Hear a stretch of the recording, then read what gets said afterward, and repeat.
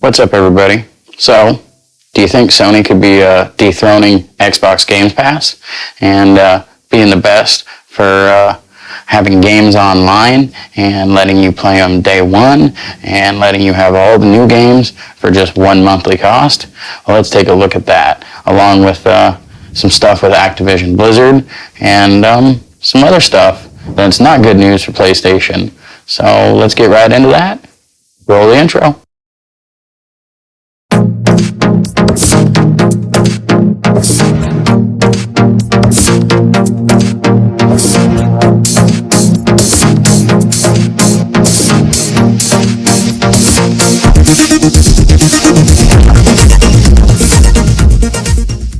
Alright, everybody, so let's take a look at that. So, Sony's Spartacus could be PlayStation's answer to Xbox Game Pass.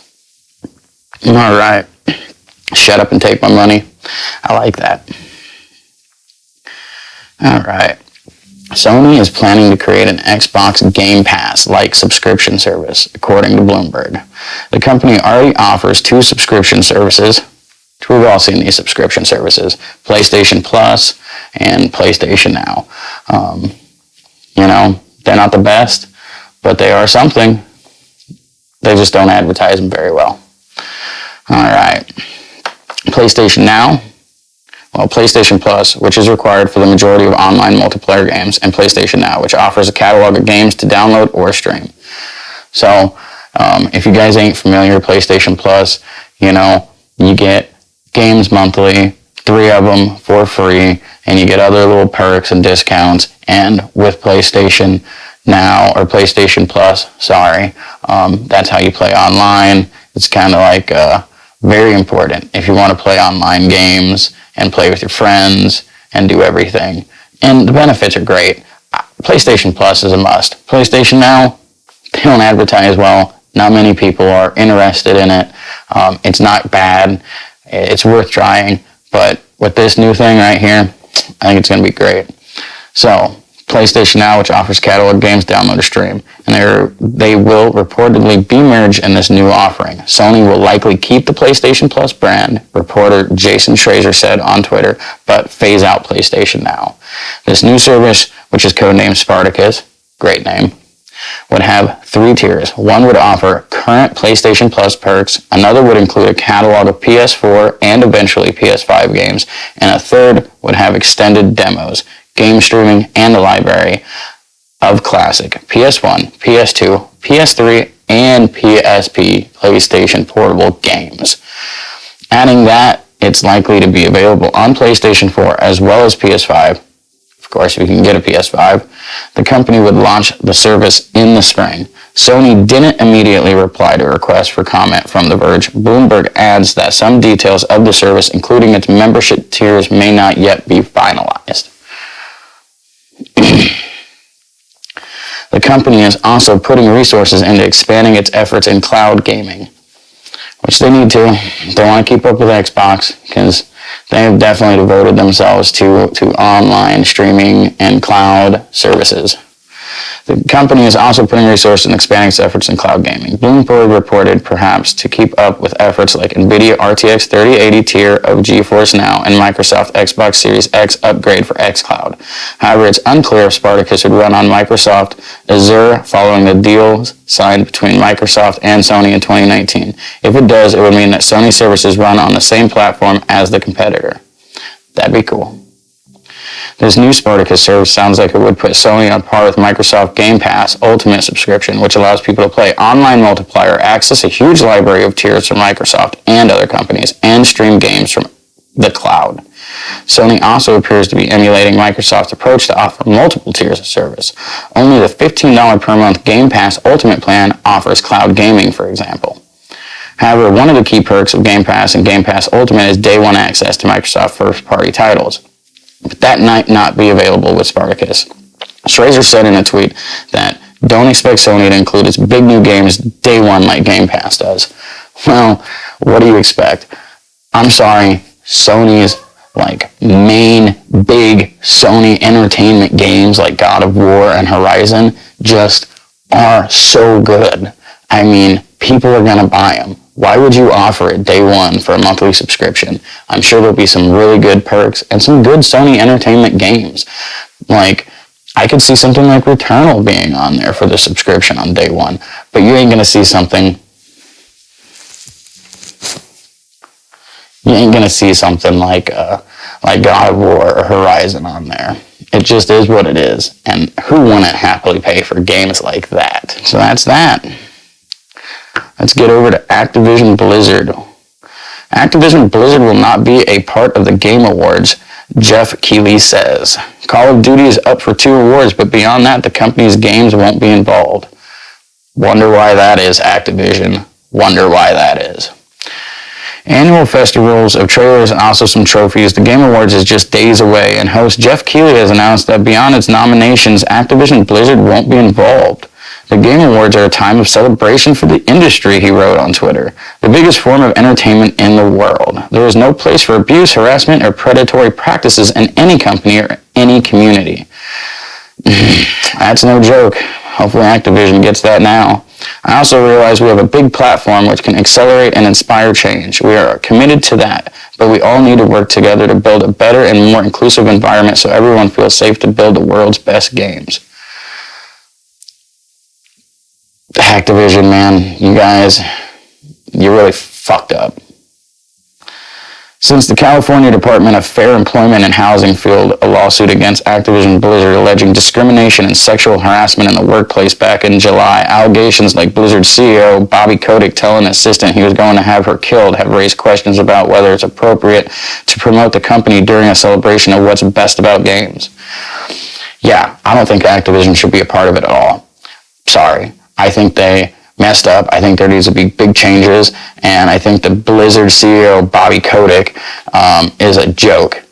It's ridiculous. Activision, you guys were a big part of me growing up and a big part of games I played, and it's really sad that this kind of behavior went down in the workplace and that it went on for so long.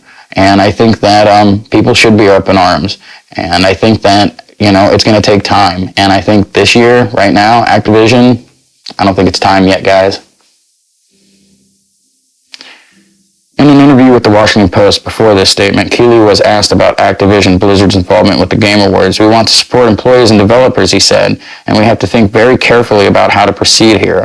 While there are 6 major games scheduled for reveals, Keighley confirmed that neither Diablo 4 nor Overwatch 2 would be showing during this year's awards. Traditionally, Blizzard saves big announcements about its games for BlizzCon, but Activision has shown off its games during previous The Game Awards last year. A trailer for the first season of Call of Duty Warzone, the advisory board, who are not involved in the nominations or voting process, but instead guide and advance the missions of the Game Awards, include Activision President Rob Kotick's. Call of Duty is nominated for Best Esports Game and Call of Duty Warzone for Best Ongoing this year. Here's the full list of 2021 nominees. Yeah. And speaking about inappropriate and messed up behavior and sexual harassment, PlayStation exec fired after allegedly trying to have inappropriate meeting with a 15-year-old. So good news for Sony with Spartacus going up against Game Pass. And then bad news, because apparently just sexual deviancy is a big thing in some of these big companies involving games. But reading on here, Sony really does do something quick at least. Earlier today, a viral video appeared online implicating a senior Sony executive for allegedly trying to meet with a 15-year-old boy. George Cassiopa, the senior vice president engineering on PlayStation Network, has worked at Sony Interactive Entertainment since September 2013. But this video has led to immediate termination by Sony. Good for you, Sony. YouTube channel People vs. Preds posted the video earlier today with screenshots, messages, and pictures that were supposedly shared between Cassiopa and who he believes to be a 15-year-old boy also accompanying the video. People vs. Preds had used a decoy in this meeting, pretending to be the boy that Cassiopa was supposed to be trying to meet.